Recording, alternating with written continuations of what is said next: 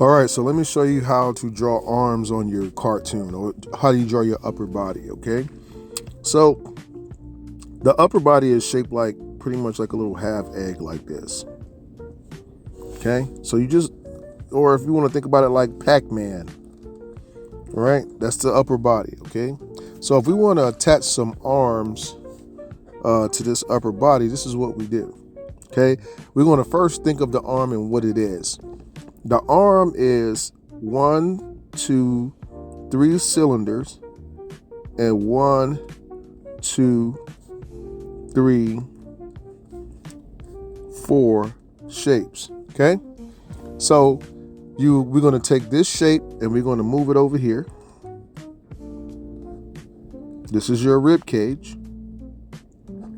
Okay, so your head will be up here, so we'll make it so you can kind of see. All right. This ball here goes here. This ball here goes here. This cylinder goes here. This cylinder goes here.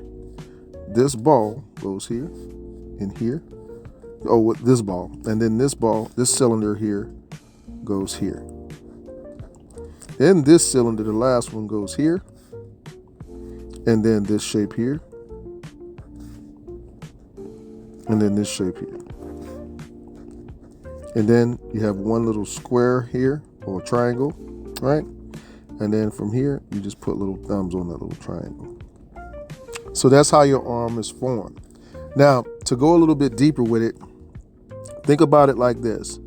If you have these cylinders, if the ball is here, the ball is big enough to go into this cup, then it's gonna come out a smaller ball. So it's gonna go through the cup, come out smaller. Then it's gonna go through another cylinder that's the same length but different width, and it's going to come out smaller so that it can fit into, so that it could go to this shape here, and then this will be the front of your shape, and then you'll see that this looks like an arm. These are just merely bending points for the arm. So what the heck does that all translate to? Again, if I go over here and I draw, once I understand this, I can draw different rib cages, right? And I can understand now that cylinder, like, and then shape, and then front of shape. Okay? And we have spear, cylinder, spear, cylinder, spear, and then we have another shape with your head. You see? So these two lines are generally going to be the same length, but sometimes they are different. So if you want to go cylinder, right, or spear, and you want to go cylinders, then spear, and then cylinder, and then spear, because they have very long forearms, then you draw your shape at the end, and you have a different type of a character. So it's really the feel of the artist, which way you want to be able to draw your arms.